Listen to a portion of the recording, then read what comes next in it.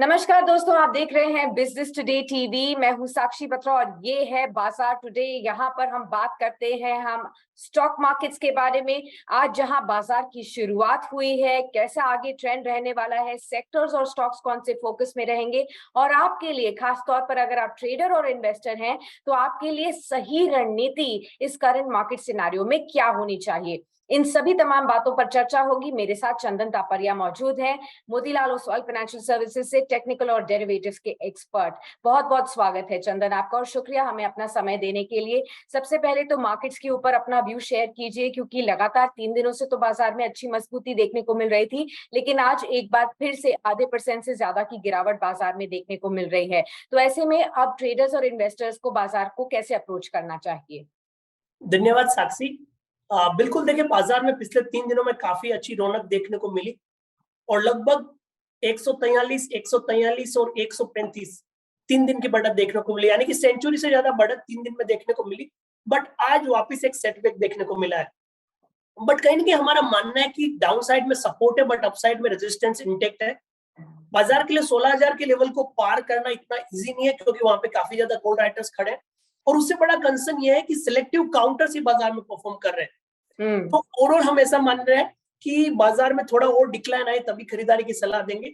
15,555 एक major support का काम करेगा। यदि बाजार थोड़ा और गिरता है तो 15,555 के सपोर्ट से हम खरीदारी की सलाह देंगे, विद द व्यू कि वापस 16,000 तक के दायरे को बाजार छूने में कामयाब रहे। सिमिलरली आप इस बाजार में देखें तो कंसर्न ये है कि एफआईज कंटिन्यूसली सेलिंग के रवैये में है। सो विदेशी संस्थागत निवेशक है वो खरीदारी नहीं कर रहे हैं, बट अच्छी बात यह है कि स्थानीय निवेशक है वो खरीदारी कर रहे हैं। उसकी वजह से बाजार अपने आप को होल्ड कर रहा है। तो एफआईज के नेगेटिव फ्लो की वजह से बाजार होल्ड नहीं कर रहा है, बट फिर भी हमारा मानना है कि 15,555 एक मेजर सपोर्ट के हिसाब से काम करेगा। इसके साथ मैं आपको बताऊं कि ये बाजार सिलेक्टिव स्टॉक स्पेसिफिक होने का है। वोलेटिलिटी इंडेक्स कल के तेजी के बावजूद भी कम नहीं हुआ था, वो भी इंडिकेट कर रहा है कि ऊपर के लेवल फॉलो अप नहीं आ रहा। बिल्कुल। तो उतार चढ़ाव का माहौल आगे भी जारी रह सकता है। इस समय आपको कॉशियसली ही ट्रेड करने की सलाह दी जा रही है, खास तौर पर ट्रेडर्स के लिए जो इंट्राडे पे ट्रेड करना चाहते हैं निफ्टी या निफ्टी बैंक पर, आप उनके लिए क्या सलाह देंगे? देखिए, सबसे पहले इंट्राडे ट्रेडर्स को यही सलाह रहेगी कि बाजार, this is not the bull versus bear, this is kangaroo market जहाँ पे काफी उठापटक है।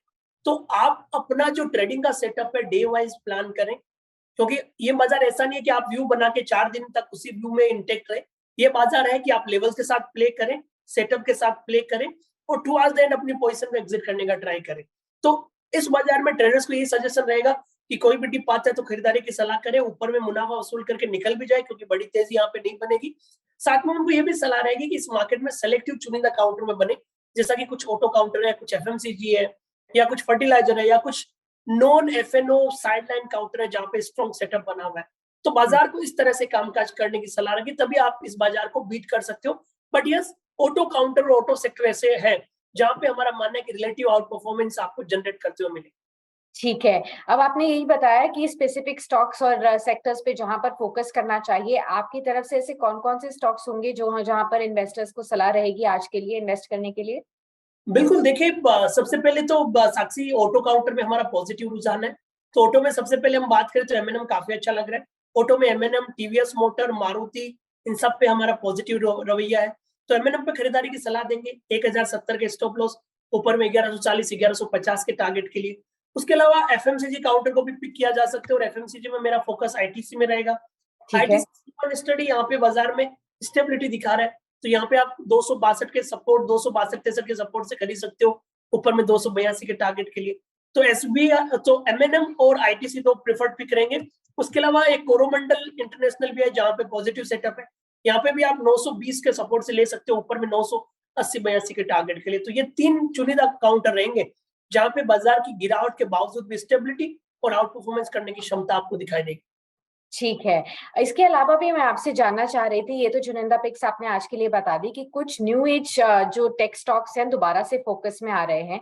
एक तरफ जोमेटो है जो लगातार गिरता चला जा रहा है, कल की 6% तक की गिरावट के बाद आज भी 5-5.5% नीचे देखने को मिल रहा है यहाँ पर। इसके अलावा अगर हम देखें तो पेटीएम जैसे स्टॉक्स में जबरदस्त तेजी देखने को मिली थी, कल 8-9% तक का उछाल था, उसके बाद आज भी मोमेंटम फॉलो हो रहा है। इन स्टॉक्स में अभी इन्वेस्टर्स को क्या करना चाहिए? बिल्कुल, ज़ोमैटो पॉलिसी बाजार से काउंटर को हम एक बार अवॉइड करने की सलाह देंगे, बट पेटीएम हमें काफ़ी अच्छा लग रहा है।